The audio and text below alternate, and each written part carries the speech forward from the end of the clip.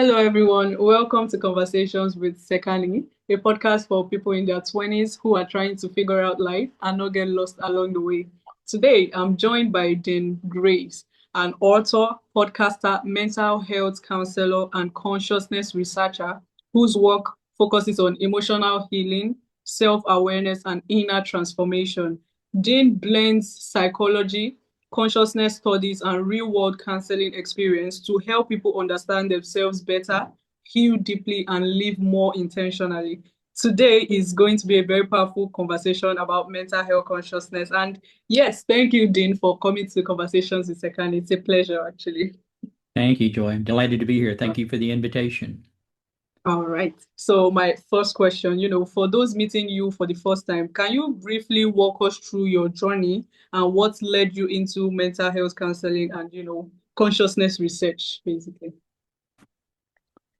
Well, that would take us several weeks to cover. Briefly, my life experience has been a textbook for what is designed for us as humans to experience. We are, by design, um, um, essentially required with each new incarnation to create a false perception of ourself. And we do this based upon our experiences for the purpose of trying to get more of what we like. We're all motivated to get more of what we like. No one is motivated to get more of what they don't like. And so the design is that we will create this false perception of a self, which we can call an ego. You can call it an identity, or if you want to be fancy, you can call it a hierophant. It's all the same thing. But we are designed to do this to, for the most part, have experiences that we don't like. And the reason that that is that in order to know what we do like, we have to know what we don't like, because we learn by analogy, we learn by comparison and contrast. So if all that you know are things that you like, then you have no way of knowing that you like those because you have nothing to compare it to. And so we are designed to create this hierophant, and while we create this or are functioning under this hierophant, our awareness, which is our most significant spiritual tool at this range of consciousness, is directional, and it is pointed outside of us. Because while I'm promoting this identity, this false perception of self, I have to watch your reactions to what I have created to try to modify my identity in order to be more successful in tricking you into giving me more of what I like. And the design is that we will do this until we have an awakening. And this awakening can occur when you're 16 or it can occur when you're 90. It doesn't matter when it occurs. What only thing that matters is that it does occur. And what is happening when we have an awakening is a realization that all the stuff that I've been doing, promoting this false identity, is maybe providing me which would be considered to be a conventionally successful life, but I'm not really happy doing that. I'm not getting happier doing that. And so, in order to have that realization, you have to invert that same awareness that you've had pointed outside of you inwardly. You have to become aware of what's going on inside of you to realize that you're not happy. And it is only after you learn to invert that awareness and continue that process of inverting that awareness do we begin to begin to fulfill our purpose in life, which is to explore ourselves. And so consequently, as we develop that skill, the skillful use of that awareness and go deeper inside of ourselves, do we have the do we develop the skills to surrender those perceptions of self that no longer serve us, that are erroneous by their very nature, and begin to discover who we are and what our mission and purpose is. And our purpose is different from our mission. our purpose for everyone. No one has a separate purpose. Their purpose is exactly the same, which is to explore ourselves. But our mission is unique because our mission is predicated upon what we truly like. And so the mission is to learn what we truly like, develop a skill because we like doing that, and then that becomes the magnet that attracts the types of experiences that we need in order to fulfill our purpose in life. Wow. Wow. I feel like you spoke to me directly just now, right? Okay, Okay. so with what you said, what stood out for me was when you said, in order to know what I like, I have to know what I don't like, right? That one really stood out for me, and it had me thinking. And also, you said, how do I, discover what are the things I need to do to develop this awareness you talk about? How do I work on it actually? Well, awareness is a tool. It is Okay. both a discovery tool of what about us or within us needs to be healed. And by virtue of that discovery, it is the healing tool itself, because once we begin to realize and understand what it is that is causing us stress and possibly even suffering, we're not going to allow that to remain the same. We're going to change that. And so it is a tool that we have to learn to use. And if you equate that to a hammer, it's a very simple tool. But if you've never seen a hammer before and someone tells you that you need to take this hammer and put a nail into a board, it's going to take you a few minutes to figure out which end of the hammer that you're supposed to use in order to begin to hammer the nail into the board. And you're probably going to smash your fingers a few times in trying to figure out how to get the nail in the board. But with practice, you become proficient at using this simple tool, and before you know it, you're building whole houses with the same tool just a short while ago that you didn't know how to use at all. And so awareness is a simple tool that, as I said, is both the discovery tool and the healing tool for us of those distortions of perception that perpetuate our experience of stress. Stress is anything that we don't like, and it is a spectrum ranging from the very minor to the very severe. It's all stress of differing degrees of intensity. The only distinction between the degrees of intensity is our interpretation, and that is predicated on how significantly the experience that we're participating in the moment challenges the authenticity of this false identity that we've created. And so those experiences that significantly challenge the authenticity of that identity, we interpret as traumas. Those on the minor end of the scale, we usually dismiss without any perceptible interpretation of it. It's just part of the day. We dismiss it and go on. But since it's a spectrum, everything in between is subject to our interpretation. No experience has any emotion on it. Every experience is absolutely neutral of any emotion. We interpret every experience according to how we are. So the more significant an experience impacts our identity, the more significantly it is a message to us about what we need to become aware of and heal.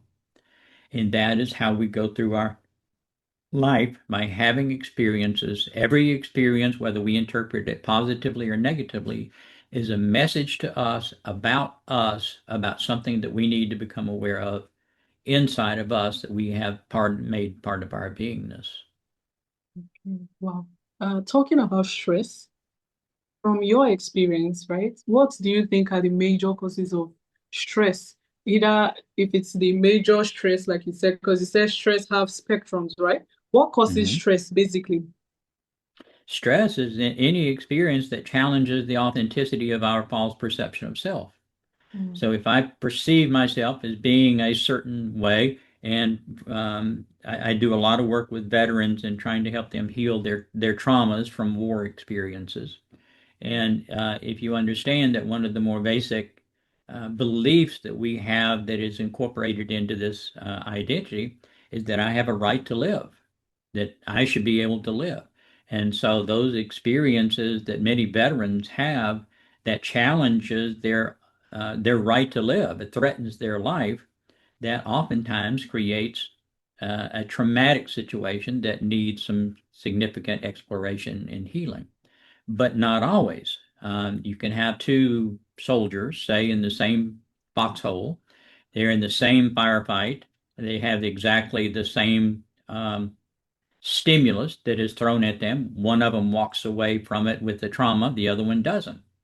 The only difference is their condition of being and now how significantly that experience challenged that belief, that aspect of their identity. And so that is true of all of our life experiences. Those experiences that one person interprets as being very stressful may not affect another person at all. But it's because how they are is different, and the beliefs that they've incorporated into this perception of self, of this false identity. Okay. Wow. So basically, what I think you're saying now is one's belief has a way of affecting how you take stress, right? Meaning maybe like you said, two veterans that had the same experience because of their belief, right? That Mm-hmm. experience might shape them differently. Mm-hmm. Is that what you're trying Yes, to say? Okay, all absolutely. right. But So, understand this perception of self is nothing but a bundle of beliefs. hmm, You believe if I dress a certain way, if I go to certain schools, if I have a certain kind of job, if I treat people a certain way, those are all beliefs that we adopt in order to be more successful in tricking the world to giving us more of what we like. We feel comfortable dressing a certain way because our previous experience created expectations. If I dress a certain way, I will be accepted by people in a certain fashion. In other words, I'll get more of what I like. And that's true of all aspects of our identity. They are nothing more than a bundle of beliefs.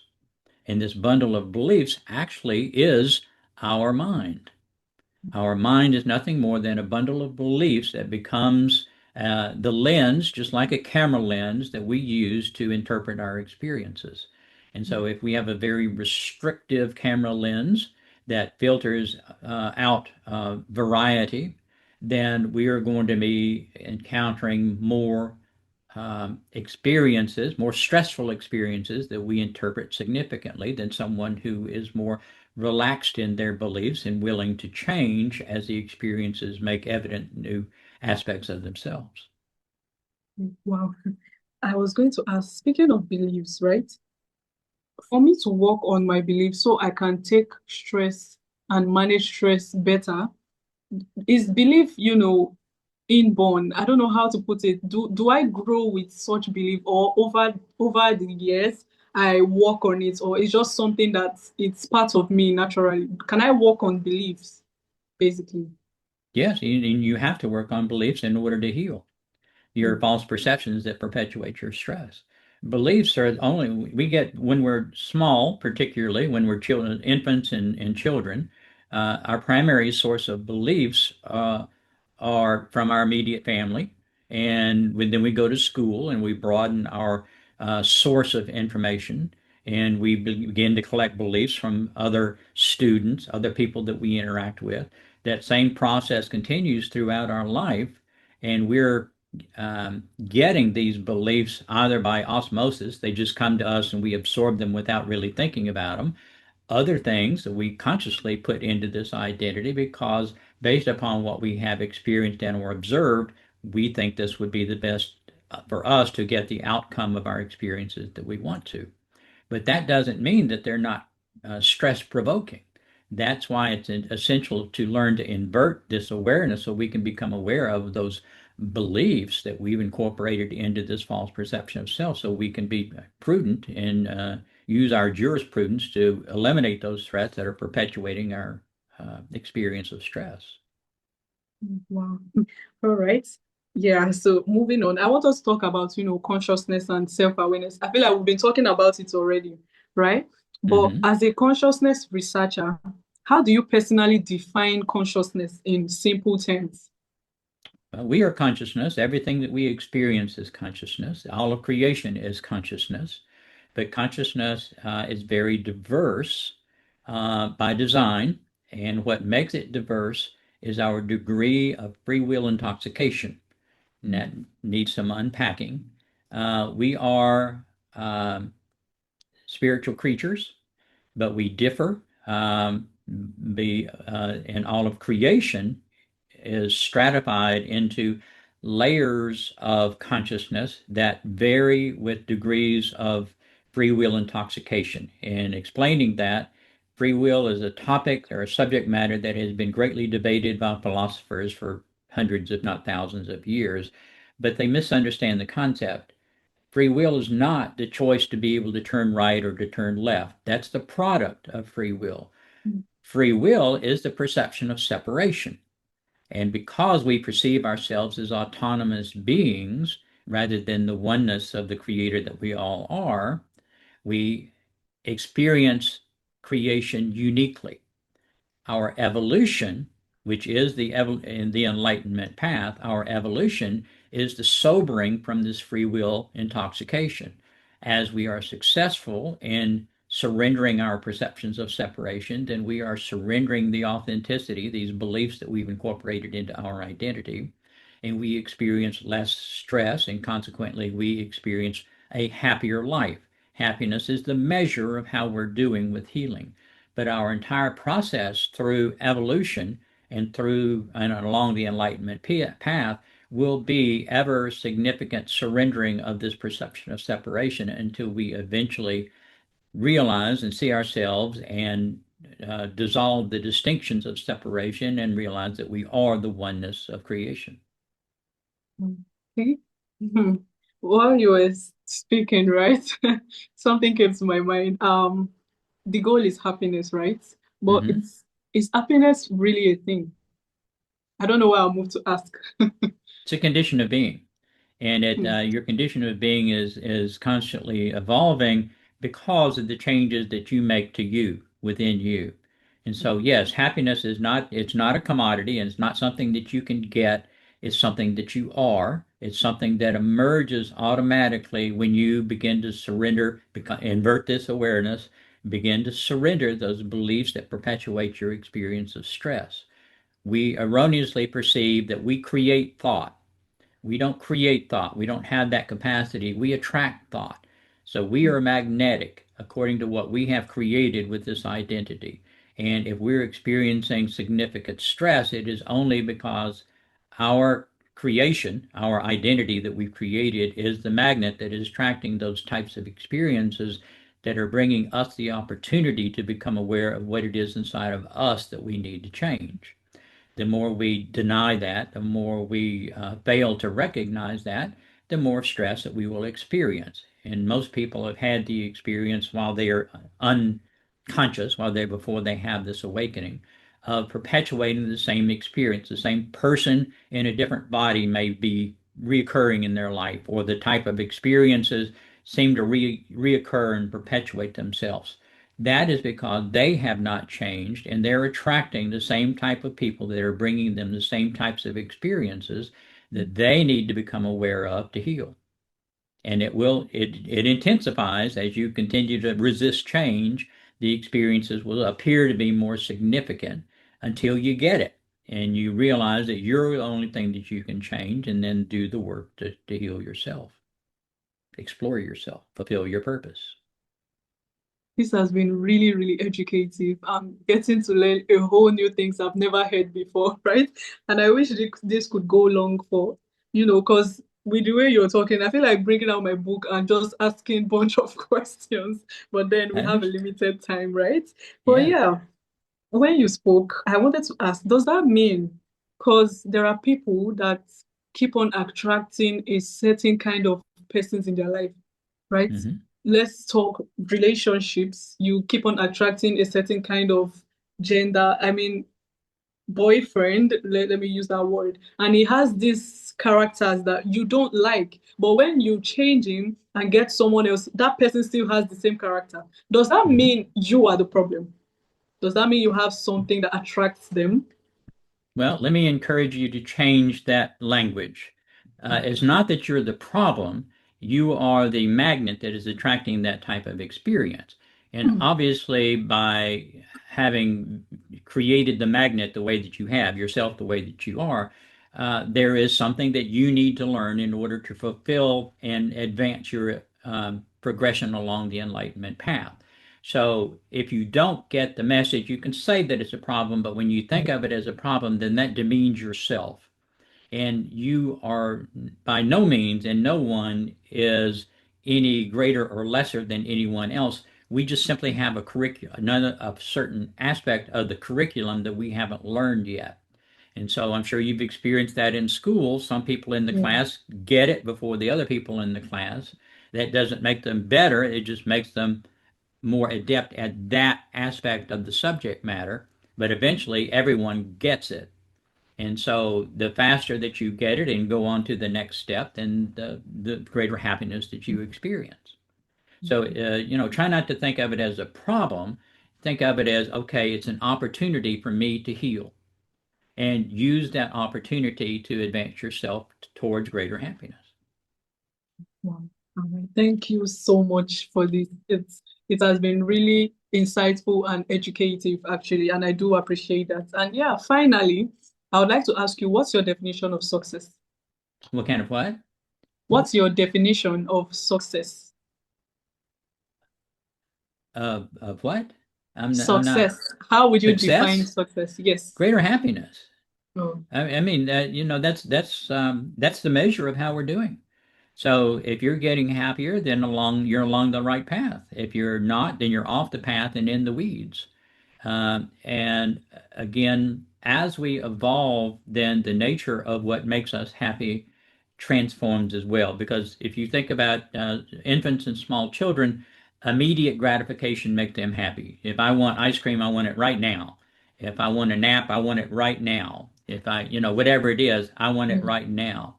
And so if you are still as an adult needing immediate gratification, then you are not actually finding things that make you happy. As an adult, as we mature, the things that make us happy are peace and love and those aspects of beingness that make our participation worthwhile.